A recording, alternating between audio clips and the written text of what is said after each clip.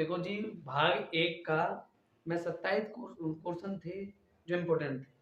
अब भाग दो के क्वेश्चन केवल 25 हैं जो इम्पोर्टेंट है। ठीक है, इनको मैं क्रमवाइज तरीके से आपको बता रहा हूँ। पार्ट एक में क्रांतिक कोण, उसके बाद न्यूटन का सूत्र, अक्सर बच्चे इसको पढ़ते ना है, पूछते हैं कि कहाँ से आ गया। x1 x2 बराबर f1 f2, x1 x2 दूरियां हैं और f1 f2 आपके फोकस है, फोकस दूरी। इसके बाद अपवर्तनांक, जैसे आता है पानी के सापेक्ष जल का अपवर्तनांक, सॉरी वायु के सापेक्ष जल का अपवर्तनांक AN/W या ANG, वायु के सापेक्ष कांच का अपवर्तनांक। इन टॉपिकों पर अंकित आते हैं। ध्यान रखना। उत्तर गोलीय पृष्ठ पर अपवर्तन का सूत्र, ये ज्यादा इंपॉर्टेंट है, अक्सर पेपर में देखने को मिलता है। N/V - 1/U बराबर N-1/R। खगोलीय दूरदर्शी और संयुक्त दूरदर्शी में से एक आएगा। दूरदर्शी में से खगोलीय दूरदर्शी और संयुक्त दूरदर्शी में से एक आएगा और सबसे ज्यादा चांस है खगोलीय दूरदर्शी। ठीक है, इसके बाद विचलन कोण डेलेम पर अंकित, एक पतले लेंस के लिए होता है, एक बड़े लेंस के लिए होता है विचलन कोण का अंकित। ठीक है, पतले लेंस के लिए जो अंकित होता है, पतले लेंस के लिए डेल एम बराबर N-1 इंटू डेल एम बराबर N-1 इंटू E। ठीक है, इसके बाद प्रकाश का विवर्तन, प्रकाश का व्यतिकरण और व्यतिकरण फ्रिंजे, इन पर अंकित आपको देखने को मिलेगा। ठीक है, बड़े लेंस के लिए क्या आता है, उसके लिए फॉर्मूला N बराबर साइन डेल एम, उसे लिख देना N बराबर sine del M plus A बटे 2 बटे साइन A वाइट। ठीक है, प्रकाश का विवर्तन, व्यतिकरण फ्रिंजे, दो तरंगों का व्यतिकरण, ये ज्यादा इंपॉर्टेंट है। कला संबंध स्रोत लॉन्ग में आता है बड़ा। हाइगेंस की द्वितीयक तरंगिकाओं के सिद्धांत द्वारा तरंगों के अपवर्तन, इंपॉर्टेंट है। दहली आवृत्ति और दहली तरंग, दहली में से एक आएगा और दोनों ही इंपॉर्टेंट है। दूसरी बात कार्यफलन द्विब्रोगली तरंगे, इसमें कार्यफलन ज्यादा इंपॉर्टेंट है। द्विब्रोगली तरंगों पर सिद्धांत आ जाता है, तरंगों का सिद्धांत। अब ये भी इंपॉर्टेंट है, सिद्धांत है। इसके बाद हाइड्रोजन की उत्सर्जन स्पेक्ट्रम में 5 श्रेणियां होती हैं और पहली श्रेणी है लाइमन श्रेणी, दूसरी बामर श्रेणी, तीसरी पास्चन और चौथी विक्रेट। कुछ इस टाइप से दर्शाई जाती है ये ग्राफ पर। तो इधर मैं बता देता हूँ, यहाँ अनंत है सबको दैट, यहाँ 6 इधर 7 6 5 4 3 2 और 1। लाइमन श्रेणी नंबर 1 की सीरीज है, तो इसकी शुरुआत 1 से ऊपर की ओर होती चली जाएगी। 1 से, सॉरी मैं गलती कर गया है, 1 से 2 और 1 से 3, इस टाइप से बढ़ती चली जाती है। और इसका N1 का जो मान होगा, N1 बराबर 1 होता है और N2 बराबर लाइमन श्रेणी के लिए 2 से लेकर 3 4 5 डॉट डॉट डॉट अनंत तक हो सकता है। तो श्रेणियों की तरंग दैर्ध्य निकालने के लिए 1 / लैम्डा बराबर R 1 / N1 का स्क्वायर माइनस 1/N2 का स्क्वायर। ये सभी श्रेणियों के लिए, बामन के लिए N1 2 हो जाएगी, पास्चन के लिए N1 3 हो जाएगी, ब्रैकेट के लिए N1 4 हो जाएगी और वहीं से आगे की संख्याओं से डॉट डॉट चली जाएंगी। जैसे बामर है, यहाँ 2 आया तो यहाँ 3 से शुरू होगा, 3 4 5। पास्चन है तो 3 आएगा और 4 से शुरू। मैं कराऊंगा इन टॉपिक को, चिंता ना करें आप।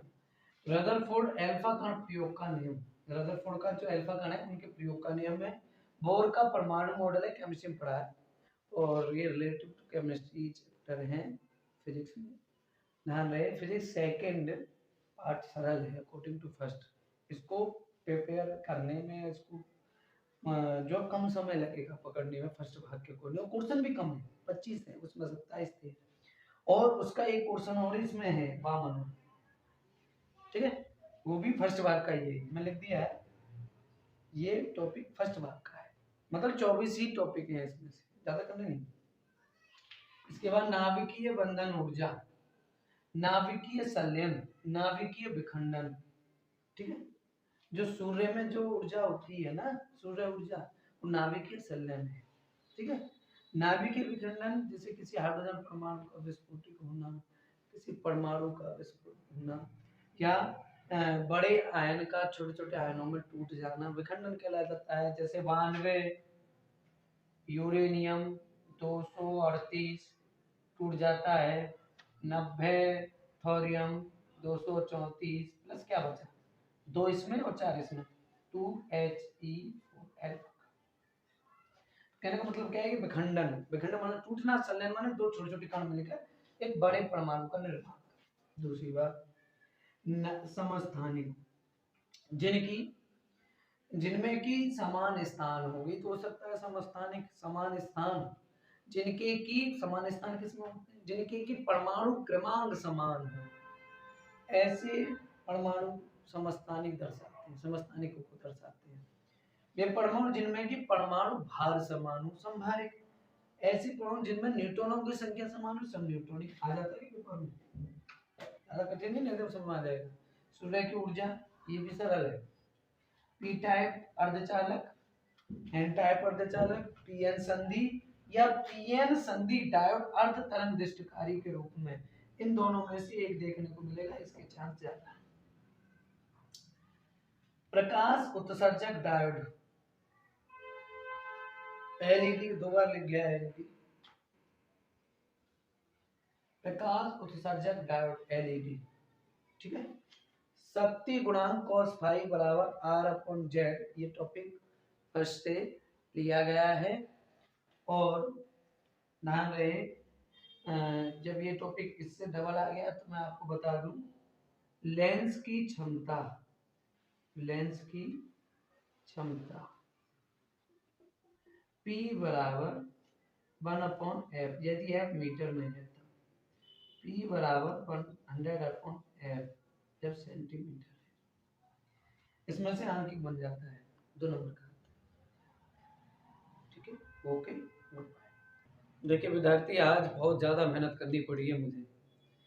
कुछ समय पहले बच्चे, अब आपको बताता हूँ मैं, कुछ बच्चे आए थे सन 2018 के बैच में, आखिर के समय पर उनकी तैयारी बेचारों की खास नहीं थी। अब आए तो मेरे से बोले गुरुजी तैयारी करानी और टॉपिक क्लियर करानी है। उस समय मैंने मेहनत की थी और इन टॉपिकों को, पोर्शनों को 52 पोर्शन निकाले थे, और वो 12 बच्चों का बैच था। मैंने उनसे रात को 8 बजे कहे तो 8 बजे आगे, 9 का कहा तो 9 बजे आगे, मैंने इनको पढ़ाना पड़ेगा। बच्चे पढ़े, उन 12 में से 12 बच्चे अच्छे मार्क्स से पास हुए। तो ये प्रैक्टिकली मैं कर चुका हूँ, ध्यान रहे, इन्हीं में से आता है। और बुकें जो हैं रिसर्च बुक समझो एनसीईआरटी की, उसमें से ही ये आपको लिखाए गए हैं, बिल्कुल टॉपिक इम्पोर्टेंट है।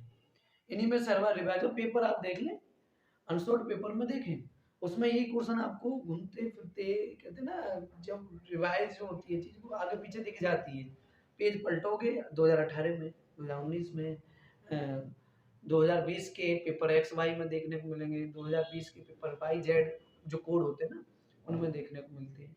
तो ये अपने जितने भी आपके दोस्त हैं, विद्यार्थी साथ के बच्चे हैं, सबको शेयर करो भाई, हमारी मेहनत है। आज करीबन मुझे 4 से 5 घंटे लगे इसमें लिखते में, फिर मैंने कि कुछ ऐसा ना हो कि बच्चों को टॉपिक एक्स्ट्रा फिजूल का ना लिख जाए, इसलिए मैंने बहुत ध्यान रखा।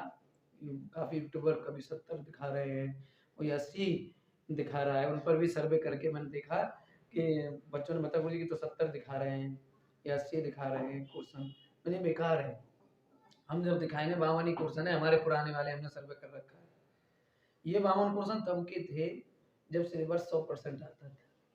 और भाई साहब आपको बता दें भैया जी, आप विद्यार्थी हो कि आपके जो सरकार ने जो टॉपिक काटे हैं ना 70-30%, ये इम्पोर्टेंट थे ही नहीं जो हटा है, ये इम्पोर्टेंट थे ही नहीं इसलिए हटा दिया है, कचरा हटा दिया। जो प्योर चीज है वो 70% रह गया है, उसी में से ये टॉपिक है। ठीक है, नमस्कार।